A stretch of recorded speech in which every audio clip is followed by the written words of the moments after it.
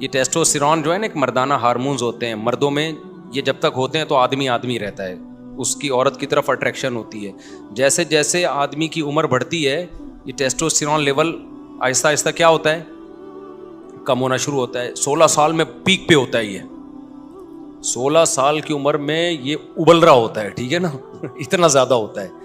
16 سال کے بعد آہستہ آہستہ کم ہوتا ہے. 16 سال کی عمر میں بہت پیک پہ ہوتا ہے یہ, تبھی شہوت سے بھرا ہوا ہوتا ہے. نائٹ فال 2 دفعہ لڑکوں کو ہوتا ہے 16 سال کی عمر میں.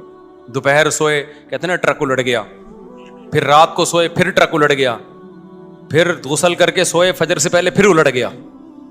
یہ 3 دفعہ تو ٹرک لوڈ بھی ہو رہا ہے. الٹنا اس کی علامت ہے کہ لوڈ ہو رہا ہے نا.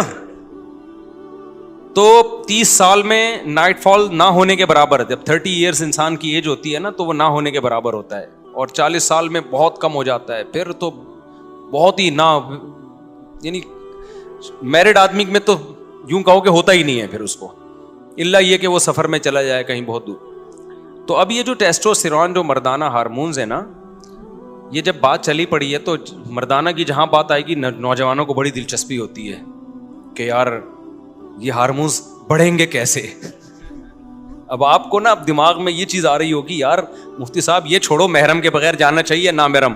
اب یہ ہوتا ہے یہ ہارمونز بڑھیں گے کیسے. تو یہ بھی بتا دیتا ہوں, آپ ڈاکٹروں سے تحقیق کر لیں. یہ جو ہارمونز بڑھتے ہیں نا یہ کوئی ایسی میڈیسن نہیں ہے. آج کل لوگ مردانہ قوت کی دوائیں کھا رہے ہوتے ہیں, یہ کھا لو, یہ کشتا کھا لو, یہ پشتا کھا لو. او بھائی نارمل آپ کی صحت اچھی ہوگی تو آپ سب کچھ ٹھیک ٹھاک ہوگا آپ کا. تو جب اوور آل صحت خراب ہوتی ہے تو آپ پورے خراب ہونا شروع ہو جاتے ہیں. تو اوور آل اپنی صحت کو اچھا رکھو. اس میں سب سے اہم چیز یہ ہے چینی چھوڑ دو, کوکنگ آئل بولو بھائی چھوڑ دو. یہ جو آپ کوکنگ آئل کھا رہے ہو پکا کی چیزیں, یہ کیا کرو چھوڑ دو. چینی کیا کرو, آپ طاقت بنانا چاہتے ہو کھا کے, کھانے سے نہیں بنے گی, کچھ چیزیں چھوڑنی پڑیں گی.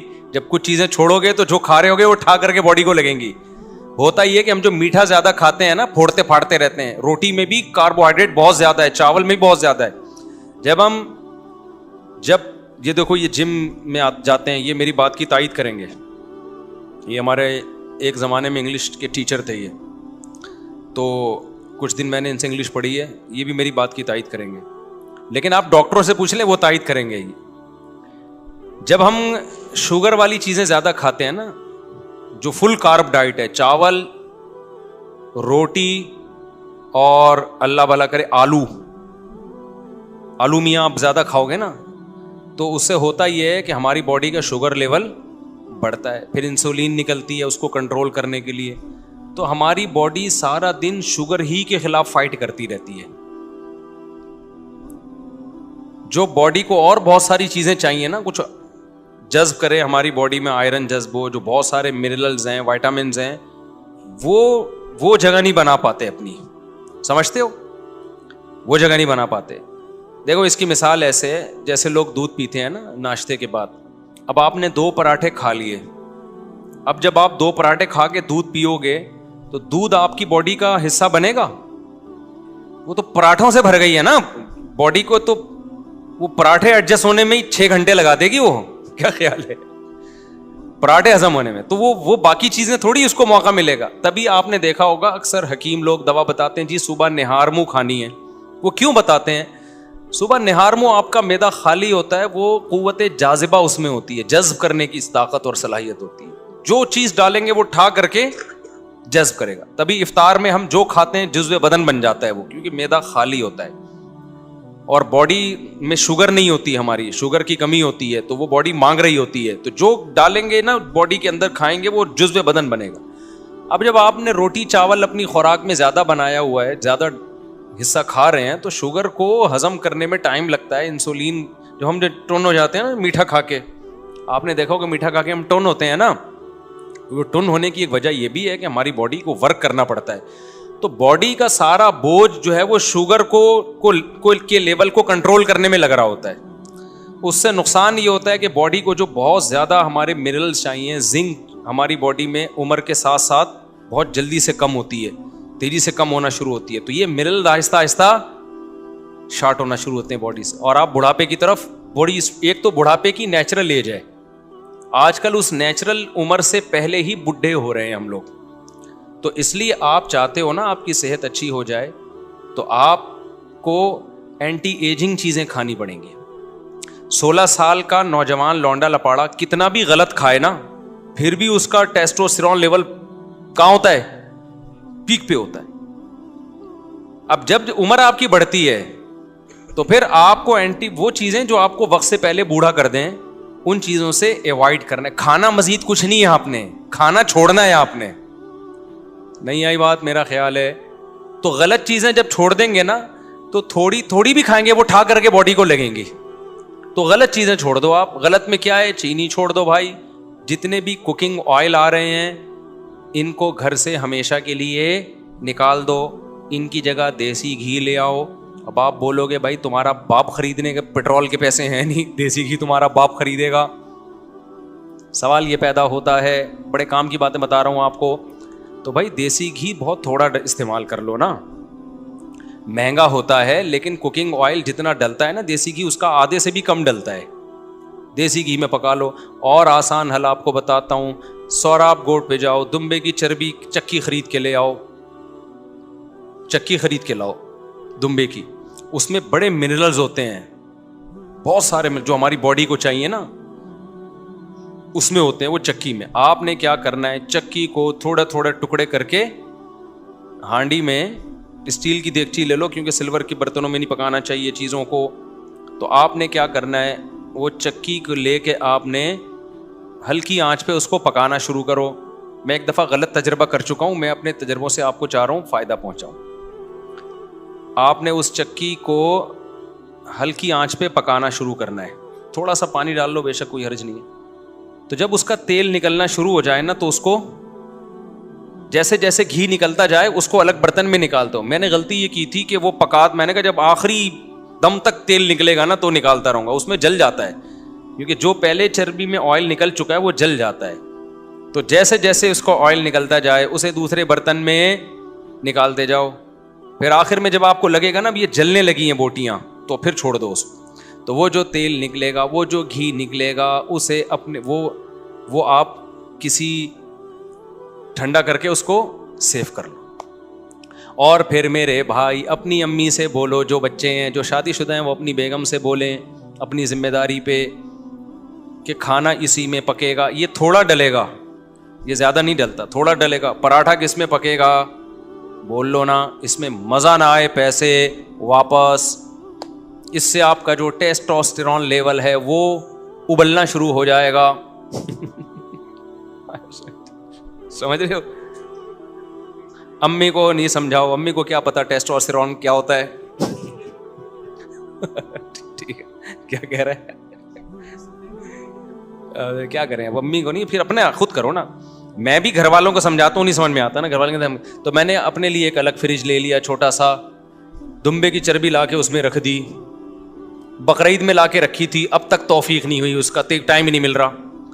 तो हम भी बातें ही कर रहे हैं, काम भी वही पराठे रहे हैं होटल के, लेकिन बातें तो अच्छी करनी चाहिए ना इंसान को। लेकिन मैं आपको सही बात बता दूं, चंद दिन आप खुराक पे कंट्रोल कर लो, जिंदगी बन जाएगी। मजा ना आए पैसे वापस, ऐसी जिंदगी अच्छी हो जाएगी ना, सेहत खानदानी हो जाएगी। आपको लगेगा अच्छा यार इसको बोलते हैं सेहत, इसको बोलते हैं। अभी हम लोग सब बीमार हैं, सब बीमार चल रहे हैं, इतनी गंद बला खा रहे हैं ना हम लोग। चंद दिन खुराक पे कंट्रोल कर लो। तो आपने क्या कर, दोबारा से यार हम उसको तो कंटिन्यू चलने दो ना। अच्छा, मैंने ये किया था, हमने इस दफा ऊंट कुर्बान किया ना, उसमें बहुत थोड़ी चर्बी निकली, तो मैंने ऊंट की चर्बी का घी निकाला। मैंने व्लॉग नहीं बनाया उसका, लेकिन बनाना चाहिए था। तो अब सोच रहा हूँ दुम्बे की चर्बी का बनाऊं, इससे लोगों को बड़ी वो मिलती है ना, बड़ी चर्बी मिले चर्बी देख के ताकत आ जाती है उनमें। तो ऊंट की चर्बी का मैंने बनाया था, उसको काट काट के ना चर्बी को उसी तरह पका के। ऊंट में चर्बी बहुत थोड़ी होती है, तो 2 बोतलें इतनी बड़ी बड़ी घी निकल आया था उसका। तो मैं जिस होटल से पराठे मंगवाता हूँ ना, मुझे होटलों के पराठे पसंद हैं, तो उस होटल वाले को मैंने वो घी रखवा दिया उसके पास कि इस चर्बी में पराठा बना के दो। तो वो मैंने पूरा ख़त्म कर दिया अल्हम्दुलिल्लाह। ऊंट की चर्बी तो बहुत मुफीद है सेहत के लिए। तो ये जो कुकिंग ऑयल है ना, इससे आप अपनी जान छुड़ाएं। ورنہ یہ آپ کی جان لے لے گا. جب بیمار ہو گئے نا, اتنے یار ایسے ایسے بچوں کے کڈنی فیل, شوگر اتنے چھوٹے چھوٹے بچوں کو ہو رہی ہے. 25 سال کا جوان آدمی ہارٹ اٹیک, 30 سال کا جوان آدمی ہارٹ اٹیک, 35 سال کا پٹھان پشاور کا جس کا میں نے وہ ولاگ بنایا تھا. اتنے صحت مند لوگ بھی کیا ہو رہے ہیں, 35 سال میں ہارٹ پیشنٹ بنے ہوئے ہیں. تو یہ انہی گند بلا کھا کے تو بنے ہوئے ہیں. تو آپ نے کیا کرنا ہے, چینی سے جان چھڑانی ہے, اور میٹھے سے, صرف چینی نہیں ہے, میٹھا زیادہ چھوڑ دو آپ. اور دوسرا کیا کرنا ہے آپ لوگوں نے, آئل سے کیا کرنی ہے, جان چھڑانی. تو جاؤ وہاں سے یہ جو جتنے بھی ویجیٹیبل کے آئل ہوتے ہیں نا, جو جیسے سرسوں کا تیل ہے یا اس طرح کے, یہ پکائے نہیں جاتے. اب پکائے بغیر مزہ نہیں آتا کھانے میں, تو پکانے سے نا ان کی تاثیر ختم ہو جاتی ہے, ان کی تاثیر چینج ہو جاتی ہے. تو پکانے کے لیے اللہ نے صرف جانور کا فیٹ رکھا ہے, یہ دمبے کی, کیونکہ گوشت اللہ کو پتا تھا پکائے بغیر نہیں کھایا جاتا. تو اللہ میاں نے کیا کیا, جانور کے اندر ہی چربی پیدا کر دی, تاکہ اللہ کی طرف سے جو ہمیں گوشت کی صورت میں گفٹ ملا ہے وہ پورا گفٹ ہو جائے. دیکھو بڑی کمپنیاں جب کوئی چیز دیتی ہیں نا, تو پوری پیکنگ کے ساتھ دیتی ہیں. آپ نے دیکھا ہوگا پہلے شہد ملتا تھا, اس کے اندر چمچ بھی ہوتا تھا, کسی چمچ سے نکال کے کھائیں آپ. بچوں کے لیے جو میڈیسن آتی ہیں, دوائیں آتی ہیں, ڈراپر بھی اسی میں ہوتا ہے, سیرپ کے ساتھ ڈراپر موجود ہے کہ اسی ڈراپر سے آپ نکال لیے گا. تو اللہ میاں نے جانور کے اندر چربی اس لیے رکھی ہے کہ کوکنگ آئل تو آج ایجاد ہوئے ہیں نا, گوشت تو صدیوں سے کھایا جا رہا ہے. اللہ کو پتا تھا یہ پکائیں گے کس چیز میں. گوشت اگر اسی بوائل کر کے کھائیں مزہ تھوڑی آتا ہے, وہ تو اور گھن آتی ہے. گوشت کا تو جب تک آئل نہ ڈالیں, کوئی چکنائی نہ ڈالیں, پکتا ہی نہیں ہے, وہ صحیح ذائقہ ہی نہیں آتا اس میں. تو اللہ میاں نے کیا کیا, اللہ میاں نے بہت انڈونیشین زبان میں ان کو ترجمہ کر کے پتہ چل جائے, تاکہ ان کو بھی پتہ چلے اللہ میاں کیا کیا کر رہے ہیں. ٹھیک ہے نا, ان کو بھی بتائیں بھائی انڈونیشیا زبان میں, ملائی زبان میں ترجمہ کر کے. ملائی تو ملیشیا کی زبان ہے. اچھا خیر, ان کو ملائی کی فضیلت بھی بتائیں. تو اللہ میاں نے کیا کیا کہ اللہ میاں نے بولا کہ یہ جو جانور ہے اسی کے اندر چربی پیدا کر رہا ہوں, تو اسی چربی میں تم نے گوشت پکا کے کھانا ہے. اچھا, یہ اتنی بڑی نعمت ہے چربی, جانور کی میں جو چربی ہوتی ہے نا, فیٹ ہوتا ہے, اتنی بڑی نعمت ہے کہ اللہ تعالیٰ کو نے, جب یہودیوں نے اللہ کو بہت, موسیٰ علیہ السلام کو تنگ کیا اور اللہ کے حکام کی دھجیاں اڑائیں نا یہودیوں نے. قرآن کہتا ہے نا جب بھی ہم پیغمبر بھیجتے تو یہ مذاق اڑاتے تھے. تو اللہ میاں نے یہودیوں سے کہا کہ تمہاری توبہ قبول ہوگی اس وقت کہ میں تم پہ کچھ چیزیں بطور سزا کے حرام کر رہا ہوں. اب تمہاری توبہ تو قبول ہوگی لیکن دنیا میں سزا ملے گی. تو اللہ میاں نے کیا کہا, یہودیوں پر جانوروں کی چربی حرام کر دی. تو چربی جو حرام ہوئی ہے یہ بہت بڑی نعمت تھی جس سے اللہ نے یہودیوں کو محروم کیا. وحرمنا علیہم شحومہما, اللہ کہتے ہیں ہم نے اونٹ کی چربی, گائے کی چربی ان پہ حرام کر دی, جانوروں کی چربی, کہ گوشت اب چربی میں نہیں پکانا تم نے. تو آپ مجھے بتاؤ, اگر یہ جانوروں کا جو فیٹ ہے یہ انسان کے لیے نقصان دہ ہوتا تو اللہ اس نعمت کو یہودیوں سے چھینتے ہیں بھائی؟ بلکہ اللہ, یہودی کہتے ہیں اللہ تو ہم پہ اتنا مہربان ہے, ہم گناہ کر رہے ہیں اور تو نے ہم پہ چربی حرام کر دی تاکہ ہم فیٹ کے بغیر گوشت کھائیں اور لائف کو کیا کریں, انجوائے کریں.